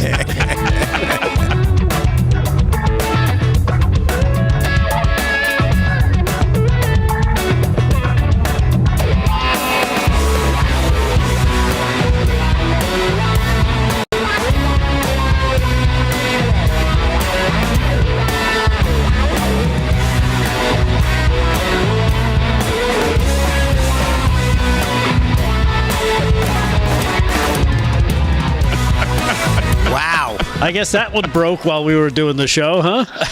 Yeah. Woof. Don't be a dick, he says. Of all people, say that too. Oh my gosh. Good old Anderson, he might get a pink slip soon. That's when you know it's over. Don't be a dick. All right, they're calling the guest, Delgado. Don't be a slick. Ow. Good cat. Crazy. That was a good one. They are so disheveled. They are. Over Elon. They just don't know what to do. They don't know how to argue it. It's you know. Don't be a Doge. It's like we said again. It's like, how do you go to people and say, no, we don't want to know where the money's going. No, we don't want transparency. Like, that's just not a winning position. And they're trying to take that side. Running for cover. Crazy. Wow, my kids have a 2-hour delay tomorrow. They must think the snow's going to keep coming. It's going to be black ice in the morning, I heard, 7 to 9. You know who's flying into, this is the governor is coming into Long Island tomorrow morning. Good luck. I'm supposed to be at that event, but I think I'm going to pass. She's flying into the airport over here. On a broom. A snow broom. He'll be on a snow shovel. Exactly. Damn. Andy Vandy. Oof. Oh, man. He was really flustered. That's so funny. Oh, they are so flustered. We good, friend?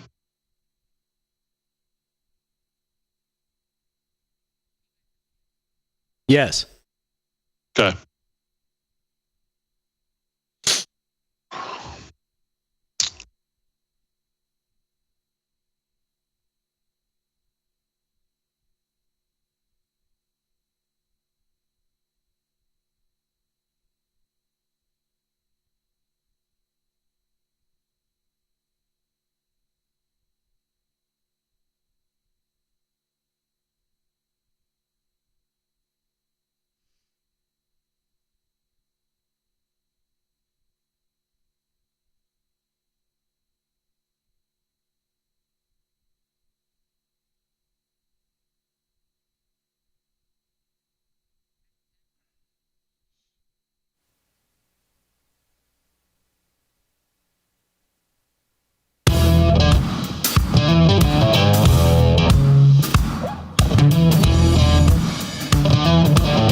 Live from Studio 6B, 30 minutes past the hour on a Tuesday night, February 11th. Glad you're in. Slick's going to do some more sports. Rick Delgado's got some more news. Aaron and Fran holding it down as always. I saw that I saw gold hit 2,900 all-time high, and the Federal Reserve, I believe, was testifying today, and he was getting questioned. He was getting questioned about what's going on with inflation, of course, and obviously prices on things are still too high. And again, when you go over to Fred and start looking at the charts of this country and what's going on in the regular old American household, which is what people care about, they're still feeling the effects of prices of eggs and prices of oil and heat in their home. And most of all, they're feeling $1 trillion in credit card debt. Under the Biden administration, Americans paid an extra $28,000 a year just to get by. $1 trillion in credit card debt. Interest rates obviously hit a historic high. They've come down a little bit, but still not nearly enough to affect the things that affect your life. Everything still costs more. And here to talk about that is Jillian Barberie. Obviously, she's a well-known TV personality, and she's working with Done with Debt. And she knows firsthand how tough it is to live under the weight of debt. Jillian, welcome back to the show. How are you? I'm good, not to mention the price of Super Bowl tickets. I don't know if you guys watched. Of course you did. What'd you think? First of all, just throwing that out there. Well, since you're asking me, I was in love with it because I had Philly in the over. The other guys on the show, not necessarily as much, but some of them had the over, some of them had Kansas City. But I think we all left with, I don't know, it was kind of a boring day. The halftime show pretty much sucked, and the game, was pretty much over in the first quarter. So I think that's our main takeaway from it. And I also took away the fact that Travis Kelce came in looking like a 70s pimp porn star. Like, what was that whole look? Yeah. Super Bowls with the boys, and it was the Fox boys, and it was so nice to see, Terry and Howie, those guys. I missed it. but I love Philadelphia. I did the NFC Championship playoffs with those guys there, and so I missed that. The game, though, dud. I felt the same way you guys did. I felt it was just sort of lackluster. Even though I wanted the Eagles to win. I grew up in Canada. I was a Buffalo Bills Eagles girl because we had the CFL. I don't know if you've seen the CFL. Yeah. So yeah. Canadian football league, great. Yeah, but you guys have Doug Flutie. Doug Flutie was a legend in the CFL. God, yes, Doug Flutie. He was our guy. But anyway, so we were talking about the price of Super Bowl tickets, the price of living, the price of rent, the price of eggs, the price of everything. I share my personal story because I went through hell and back for 5 years. I have no shame in my game talking about it. Being in debt is not just a financial thing. It's a really emotional thing. When I was on the NFL, I made a lot of money. I was doing really well. I had a money manager I trusted. I was having babies, married to someone who didn't work. I thought that I was being taken care of by the money manager. And I think when you're a person like myself, you trust people, you think that, they're doing their job. You're the artist, you're out there doing TV shows, whether it's the NFL or sitcoms or movies or the live TV show in the morning. I thought I was being invested. I thought, maybe Tide or Crest toothpaste. I don't know. I thought my future was taken care of. It was not. And one day it was like, knock, knock. Oh, death and taxes are at your door. What? I have breast cancer. What? I owe the IRS. What? No warning.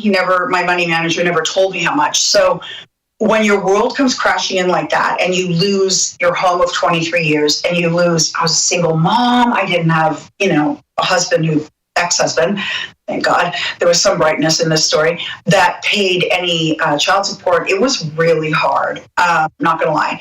But, however, the bright spot, done with that. So when life comes crashing down on you like that and the phone rings at 6 at dinner and you're freaking out because you don't want to answer it, it's debt collectors or bills, done with that comes in and they're sort of like, you guys were talking about Elon Musk in the commercial. They're sort of like your own personal DOGE. Like they will come in and act as a defense and stop the nasty calls, the nasty letters, and then form a team for you that will help get you back on track. You just tell them what's going on. Don't have any shame in your game. Tell them. And they will know every financial institution, banking, credit card. They know the deals they're offering. They know everything that some of these people will wipe out your debt because they can. And it's nothing. It's pennies on the dollar for them. It's like pound sand or take this or don't.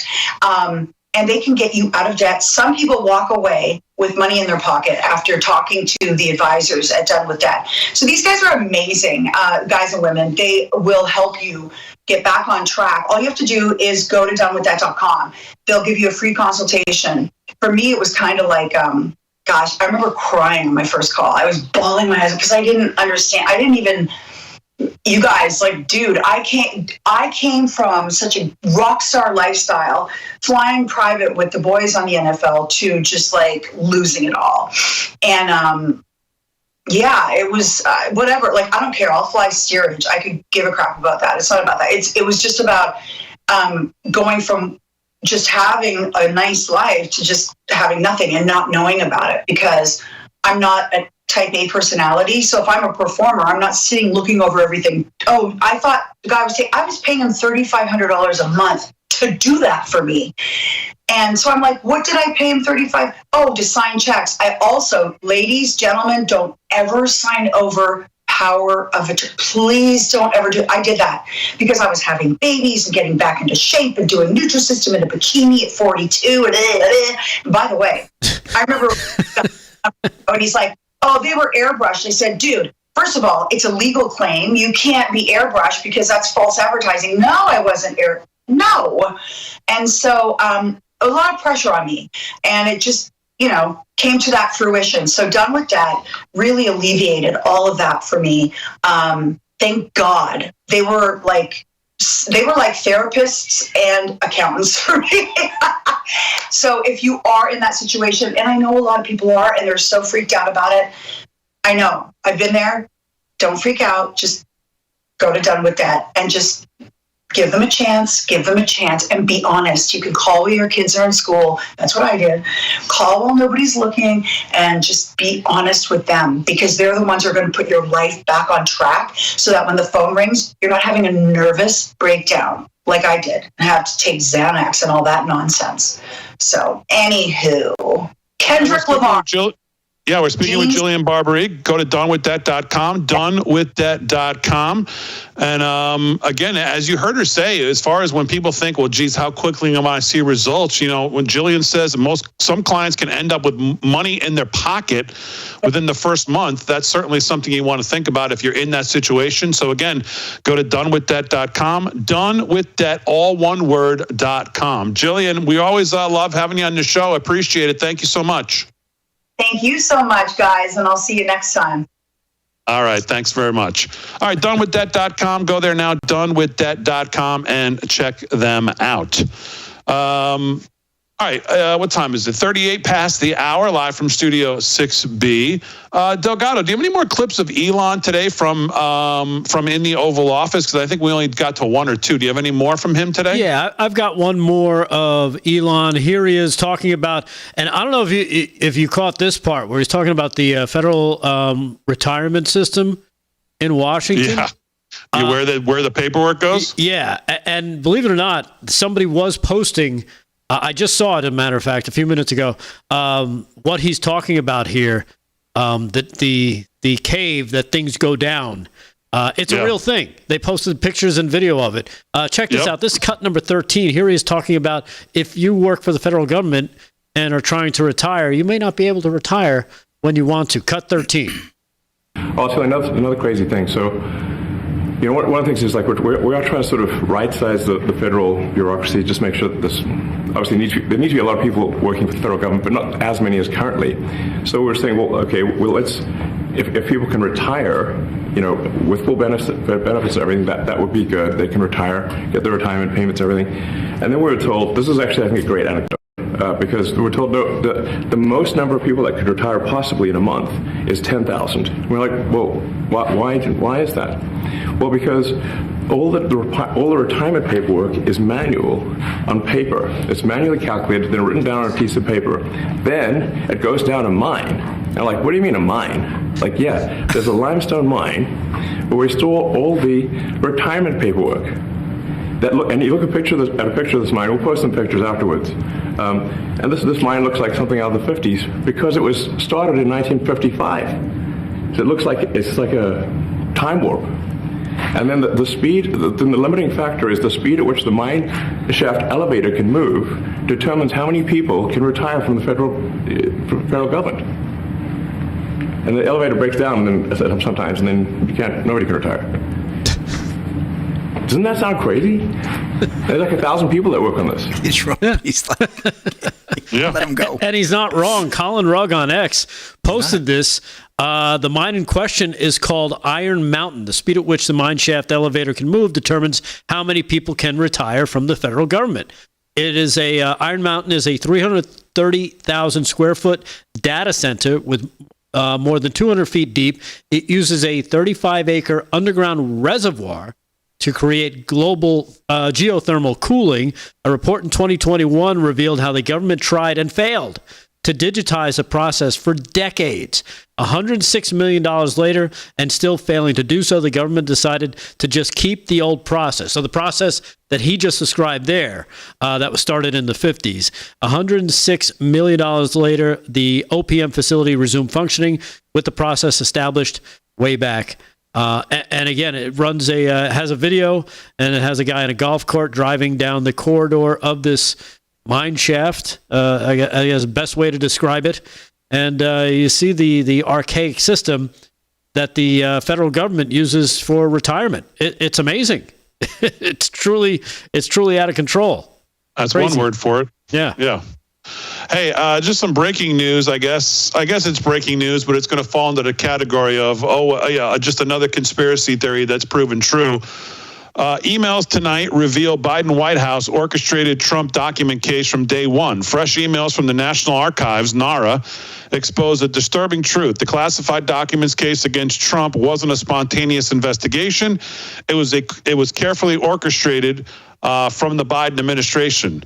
The document case against President Trump was a sham prosecution that involved the Biden White House from the start. Wow. Long before NARA's official referral of classified documents to the DOJ for investigation. This is America First Legal. I just shared it on our X.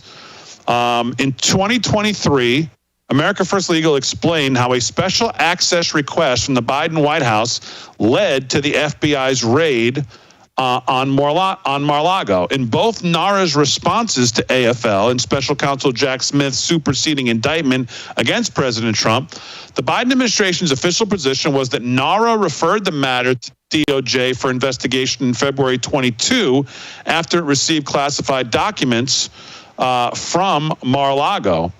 I'll finish this when we get back. Not the case. Surprise, surprise.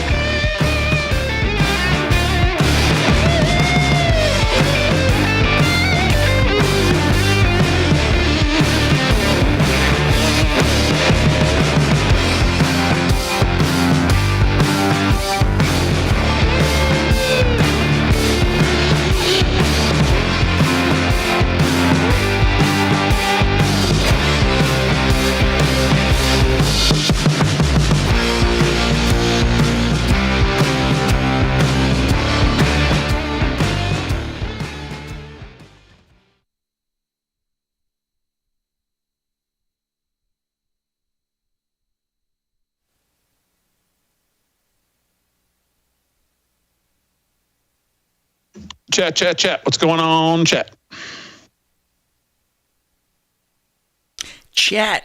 What's going on, chat? YouTubes. Go to the YouTubes. On the YouTubes. Did you see? Speaking of him, did you see that low life Sanders voted against Tulsi Gabbard tonight? Meanwhile, do you remember Tulsi? Back in, 15 or 16, left the Democratic Party because of what they did to Bernie, she said at the time? Not surprised. Nope. He's got to make sure he stays in the good graces of the people that are paying him. About the pay.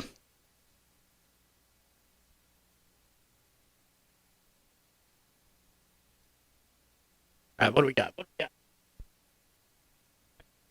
We got the last segment coming up. That's what we got. What are you doing now? Delgado's warming his socks again? This guy is crazy. Sock warmers. Slick, why don't you get him an under the counter heater for Valentine's Day? Somebody in the YouTube chat said that. I forget who it was. I mean, it was Becky Snyder, I think. She says, we got to get Delgado a heat warmer for his feet. Oh, man. Yeah, we'll leave it on. We'll burn the studio down. That'd be our luck. But, so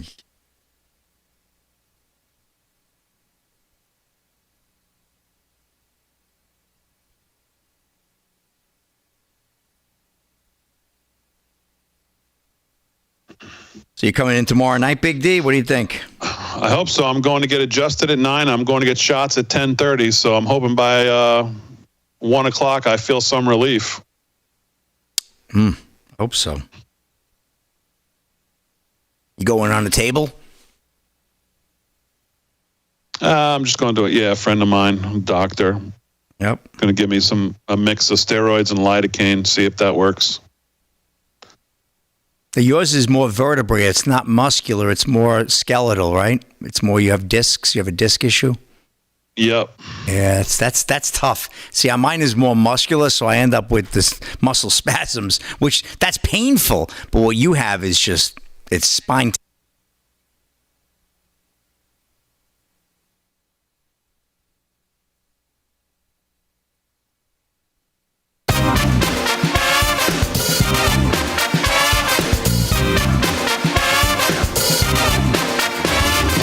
All right, 13 to the hour live from Studio 6B. So before we do sports, let me just quickly finish this. Tonight, breaking bombshell emails reveal Biden White House orchestrated Trump's document case from day one. If you've been watching this show, this is no bombshell. It's no big surprise. But just let me quickly go through America's First Legal here, their case they posted tonight.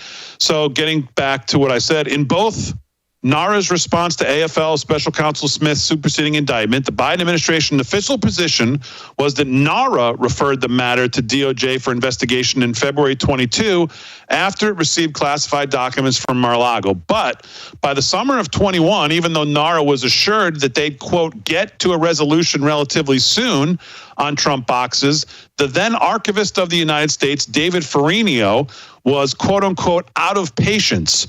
And NARA General Counsel Gary Stern started, quote, working on a letter to the AG.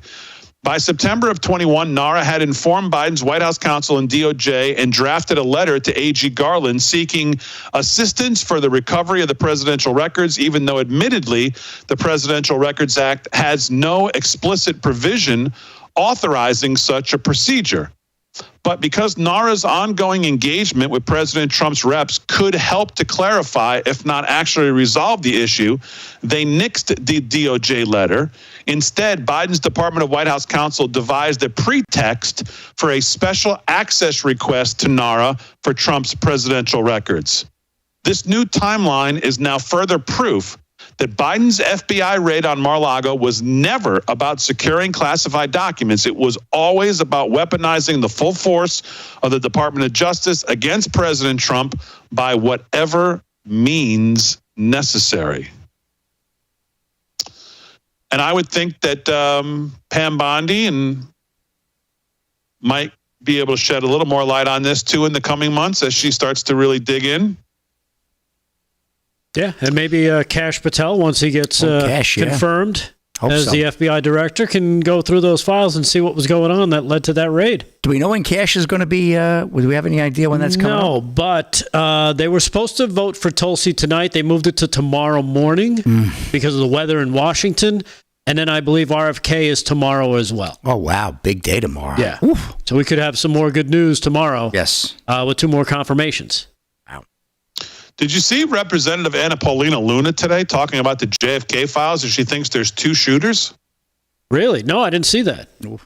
Unless that clip is fake, I saw a clip of her speaking today that she thought that they're, from the little that she's, I don't remember. I shouldn't talk about it out of context because I just saw it on X and I didn't check to see if it was real. But there's a clip floating out there of her that looks real, saying that she thinks in the little that she's looked at, she thinks there's possibly 2 shooters in the JFK assassination. So I don't know. We'll see. All right, let's do some more sports and news before we wrap it up on a Tuesday night.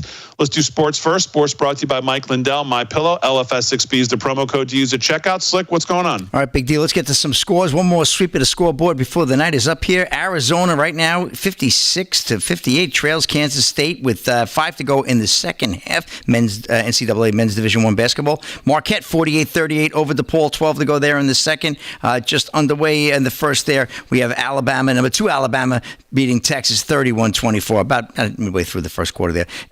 Georgia over the Texas A&M 30-21. That's in the first as well. And, UConn continues to struggle as they trail Creighton 27-21. That would be the UConn Huskies, who actually fell out of the top 25. Wow. One of the top teams in the NCAA men's basketball. Hopefully they can pull it together to get invited to the big dance, right? That's coming up next month. And we have NBA action. The Knicks, it looks like they got a win there. 112-97 over the Pacers, 6 to go there in the fourth. The Pistons 110-67 over the Bulls, 9 to go there in the fourth. And the wheels have fallen off in Philadelphia at Wells Fargo Center. The Sixers now have dropped 13 games under 500, losing 106-103. Joel Embiid profusely booed tonight after he passed up a wide-open 3 and turned it over. So big trouble for my Sixers. What can I tell you? It's not been a good year so far for me with sports. I can tell you that. You can see by my picks this year. And I don't know. I may end up doing the rest of the show underneath my desk this year. That's another story. Just hear my mouth and not see my face. And one more story, Big D. And finally, let's get done with this Super Bowl. Let's get done with the Swiftie, but I got to get this one. It's a cute one. By the way, Slick, I think it's actually the reverse. People love to see your beautiful face, but maybe you should just shut up and picking sports.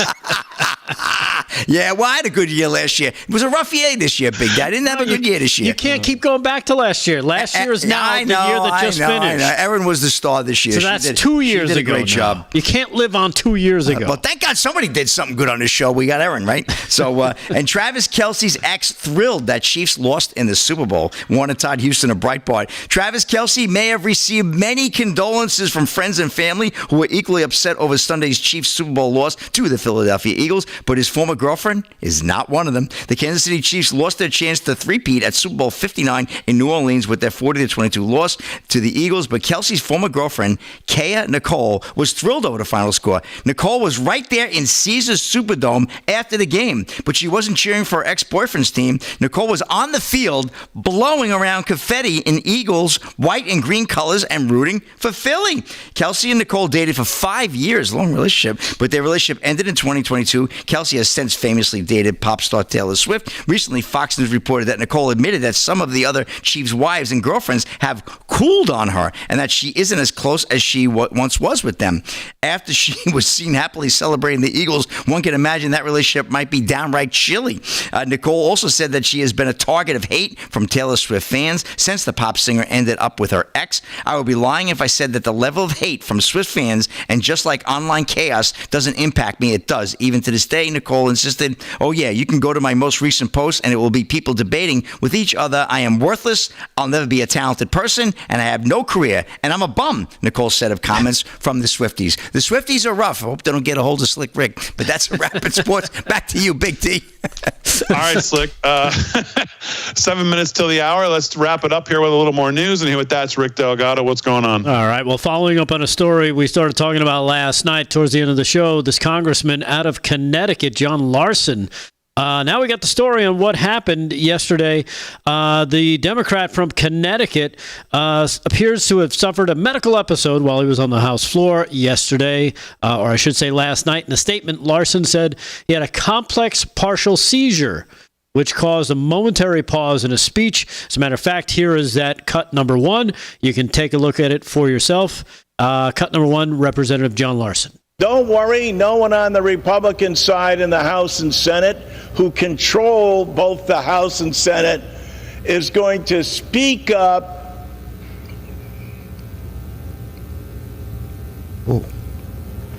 and challenge us.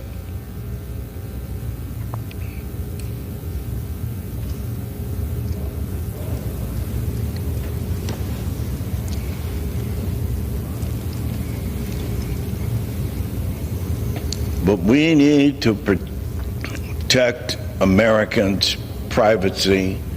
Did someone not realize that something was going on? Where's like a doctor or something going to the poor guy? Yeah. They just left him out there. That's tough to watch. What are they doing? For 40%. Doctor? How about call for a doctor? All Americans. Yeah, check this fella out. He's got to sit down. Social Security is the basis for their retirement. Yeah. How long does this go on for? It went on for about a good minute. He had tests administered by the House, the attending physician out of an ambulance, out of an abundance of caution. Where is nobody comes over. Nobody comes over to him. Yeah, they just kind of left him there. Spokesperson for Larson said it was an adverse reaction to a new medication.